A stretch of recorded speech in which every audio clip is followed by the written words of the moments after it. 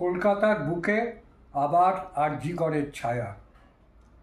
কসবা ল কলেজের এক ছাত্রী, তাকে ওই কলেজের এক প্রাক্তনী টিএমসিপি নেতা এবং তার দুই সহযোগী মিলে ধর্ষণ করেছে এবং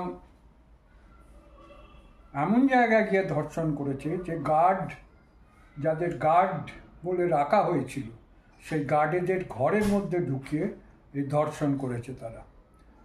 ওই মেয়েটিকে আমি স্যালিউট জানাই যে ওটা ভিডিও করা হয়েছিল এবং ভিডিও ভাইরাল করার ভয় দেখানো সত্ত্বেও মেয়েটি পুলিশের কাছে কমপ্লেন করেছে এবং ওই টিএমসিপি নেতা এবং তার সহযোগীরা ধরা পড়েছে।